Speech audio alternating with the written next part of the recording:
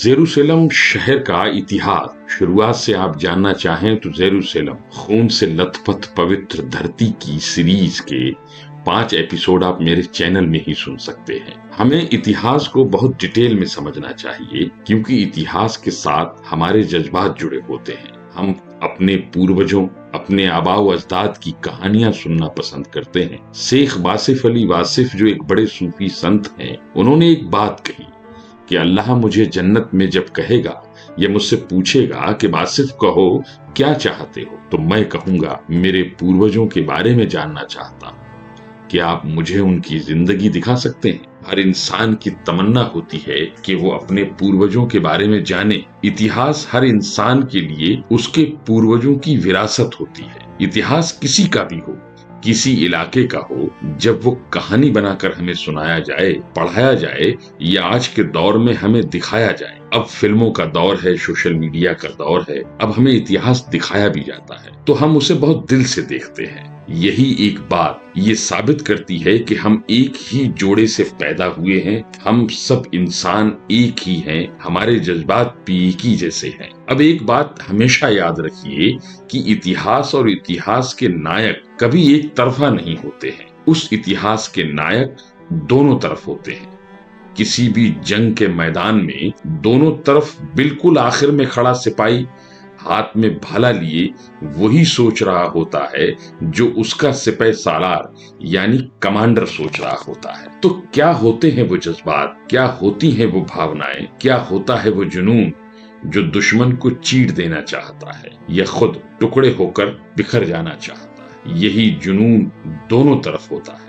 तो नायक और हीरो भी दोनों तरफ होते हैं। हम एक तरफा इतिहास को सुनने में भूल कर रहे होते हैं। हम अपने ही पूर्वजों को या हम जिससे जुड़े हुए हैं उसी के इतिहास को इतिहास समझते हैं, उसी को नायक समझते हैं, उसी को हीरो समझते हैं। लेकिन मैं इतिहास सुनाने में ये भूल कभी नहीं करता, न कभी करूंगा। मेरी इस सीरीज में हम डिटेल में इतिहास जानेंगे उन जंगजुओं का जो सुनहरा इतिहास लिख गए। सुल्तान सलाहुद्दीन अय्यूबी और बॉल्डविन फोर्ट ये दोनों तरफ के नायक थे और इनकी बहादुरी, इनकी राजनीति, इनकी जंगी चालों का गवाह बना वो पवित्र शहर जिसने कई बार खून खराबा होते देखा और लाशों के अंबार देखे और आज भी देख रहा है।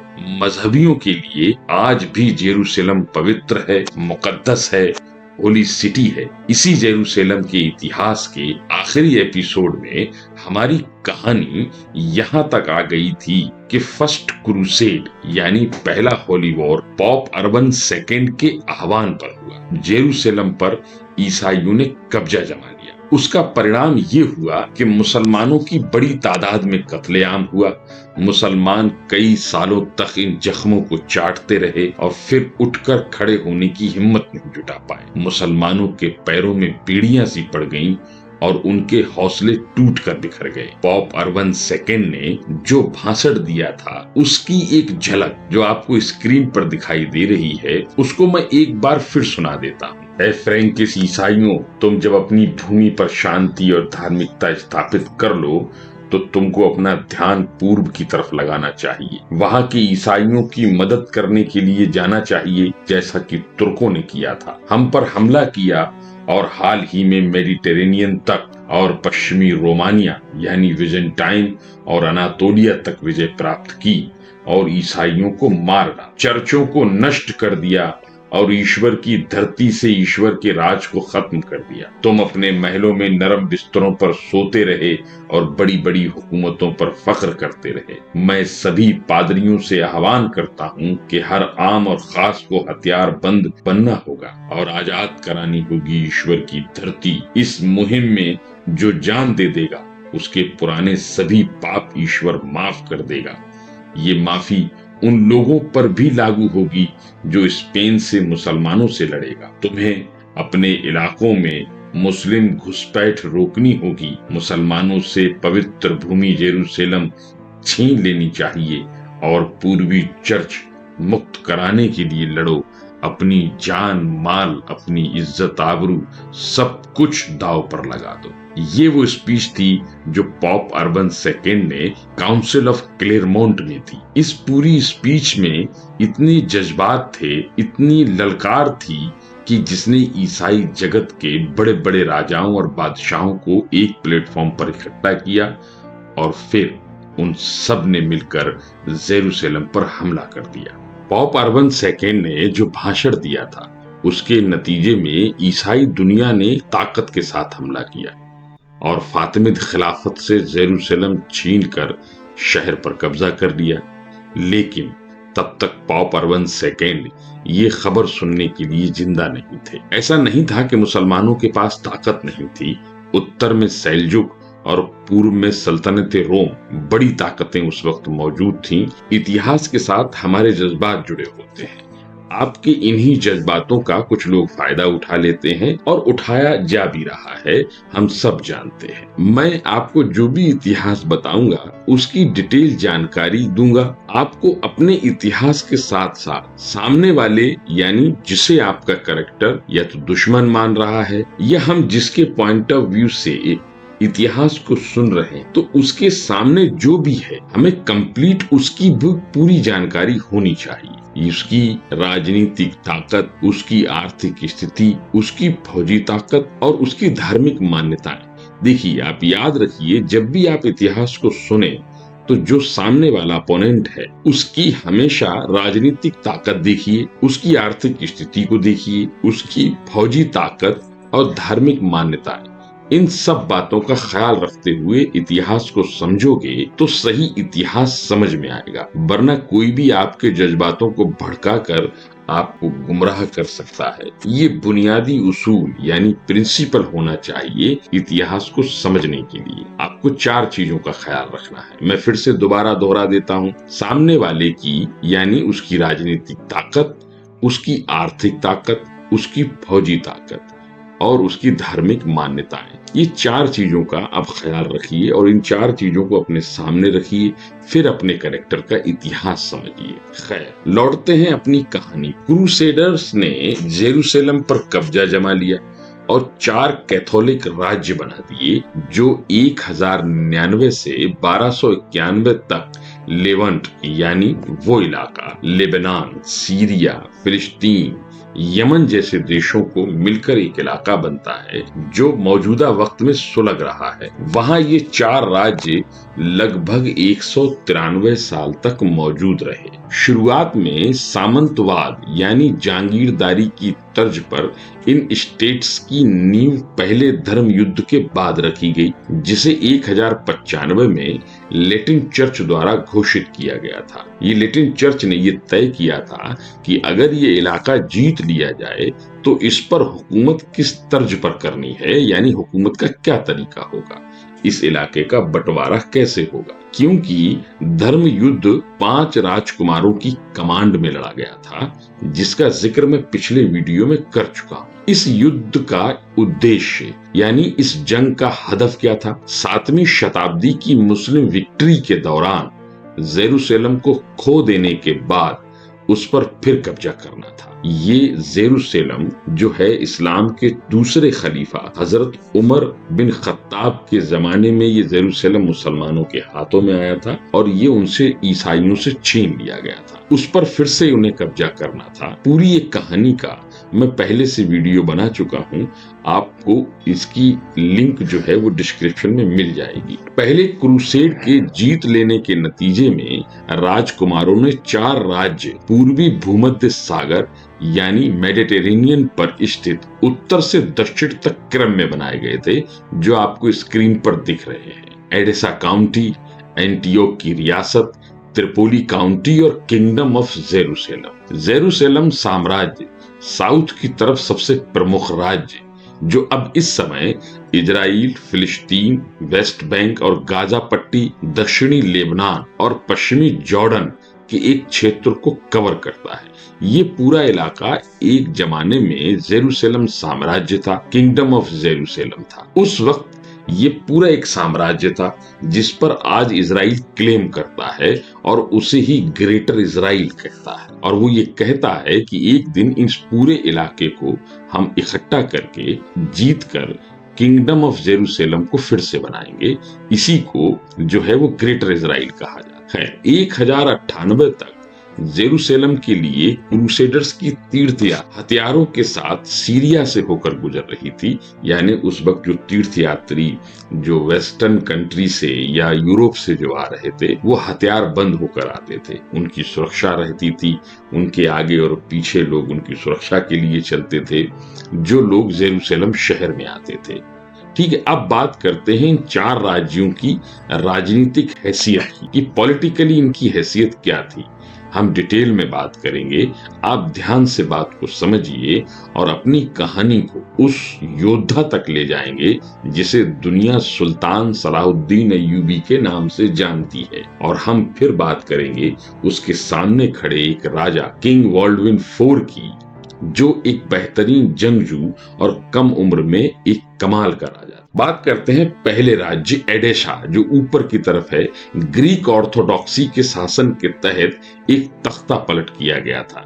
ग्रीक ऑर्थोडॉक्सी क्या है इस पर किसी दिन मैं एक सेपरेट वीडियो में बात करूंगा कि ग्रीक ऑर्थोडॉक्सी ये जो शब्द है इसका मतलब क्या है। इस एडेशा तख्ता पलट का नेतृत्व बोलोग्ने के वॉल्डविन ने किया था और टारंटो के बोहेमॉन्ड एंटियोक के कब्जे वाले शहर के शासक बनाए गए। ये वही 5 राजकुमार जो क्रूसेड में शामिल हुए थे, रेमंड IV, बोहेमॉन्ड और उनके भतीजे ट्रेकेड, बौलोन के गोडफ्रे और उनके भाई वॉल्डविन और लॉरेन, जिनका जिक्र मैंने अपने पिछले वीडियो में किया हुआ है। इनकी सही जानकारी के लिए आप मेरे पिछले वीडियो देख सकते हैं जिसका टाइटल है जेरूसलम खून से लथपथ पवित्र धरती।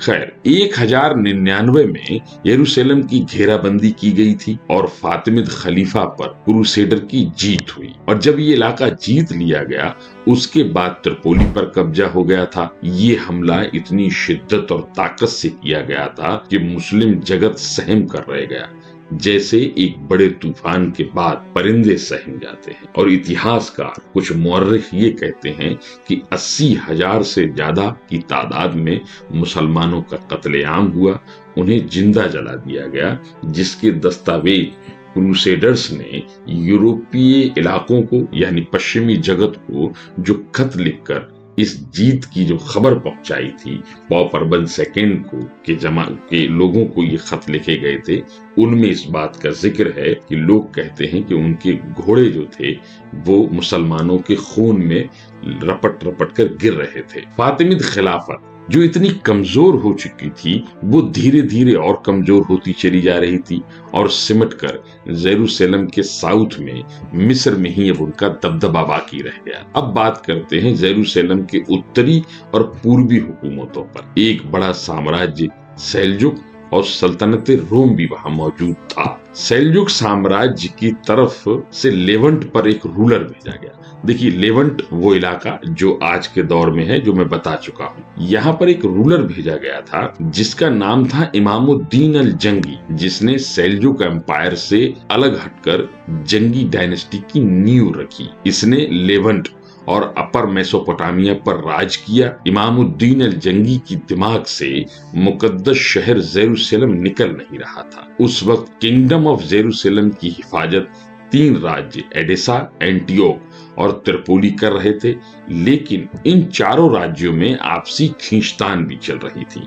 देखिए हम इमामुद्दीन जंगी के ही इतिहास पर बात करेंगे तो बात समझ में नहीं आएगी। मेरा इतिहास बताने का और इतिहास को सुनाने का जो तरीका है वो दोनों तरफ होता है। ठीक है, साल 1137 बगदाद से 140 किलोमीटर दूर और मोसुल से 220 किलोमीटर दूर एक कस्बे तिक्रित में एक कुर्द नजमुद्दीन अय्यूबी के घर में एक बच्चा परवरिश पा रहा था जिसका नाम यूसुफ बिन अय्यूब था, जिसे दुनिया सलाहुद्दीन अय्यूब के नाम से जानने वाली थी। उसके पिता एक कुर्द लड़ाके और इमामुद्दीन जंगी के मिलिट्री लीडर थे। उसके चचा असदुद्दीन शिरकू इमामुद्दीन जंगी की फौज में सिपह सालार थे। सलाहुद्दीन के जहन पर बचपन से ही चचा सिरकू की छाप साफ साफ दिखाई देती थी और कहते हैं कि बचपन की तरबियत तय करती है कि इंसान बड़ा होकर क्या बनेगा। चचा सिरकू ने खिलौने के तौर पर अपनी तलवार देकर यह तय कर दिया था कि सलाहुद्दीन एक जंगजू बनेगा। उसी दौर में इमामुद्दीन जंगी की ताकत में दिन ब दिन इजाफा होता जा रहा था और सेल्जुक सल्तनत धीरे धीरे कमजोर हो रही थी और इस तरफ मिस्र में फातिमिद खिलाफत अपने खुद के वजूद को बचाने की जद्दोजहद कर रही थी। एक मशहूर कहावत है कि एक सल्तनत की मौत दूसरी सल्तनत को पैदा कर रही होती है और कमजोर पुरानी थकी हुई सल्तनत नई सल्तनत की खुराक बन जाती है। जैसे नया शेर पुराने बूढ़े शेर को अपनी खुराक बना लेता है। इमामुद्दीन जंगी एक नई सल्तनत को परवान चढ़ा रहा था और पुरानी सल्तनतों को अपनी खुराक बनाने की फिराक में। इमामुद्दीन जंगी ने चारों राज्य एडेसा, एंटियोक, त्रिपोली और जेरूसलम की खींचतान का फायदा उठाया और जेरूसलम पर हमला न करके 1144 के अंत में पूर्व में जो पहला राज्य एडेशा पर हमला किया। उस वक्त जेरूसलम पर हमला ईसाई जगत को आग बबूला कर सकता था। साल के अंत से पहले उसने एडेशा शहर सहित पूरे इलाके पर कब्जा कर लिया। एडेसा को खोने से एंटियोक को रणनीतिक रूप से खतरा पैदा हो गया। अब एंटियोक को यह लगा कि अगला नंबर अब हमारा है। अगर हमने अपनी ताकत को मुनज़्ज़म नहीं किया या हमने मदद नहीं मांगी तो हम खत्म हो जाएंगे। और दक्षिण में जेरूसलम के जो विस्तार यानी जो आगे बढ़ रहा था जेरूसलम, उसके मौके अब खत्म हो गए। यानी जेरूसलम थोड़ा अलग थलग पड़ गया। एडेसा की हार की खबर ने ईसाई दुनिया में उथल पुथल मचा दी और फिर उसके बाद ईसाइयों ने क्या किया, आगे बढ़कर अपने फिर इस इलाके को यानी इसी शहर की हिफाजत उन्होंने की और वो फिर एक बार इकट्ठा होकर जो है इस इलाके की तरफ चल निकले। उसे इतिहास दूसरे क्रूसेड के नाम से जानता है। आगे की कहानी, आगे की बात करेंगे अपने अगले वीडियो में। आप लोग मेरे साथ जुड़े रहिए, मेरे चैनल को सब्सक्राइब कर लीजिए।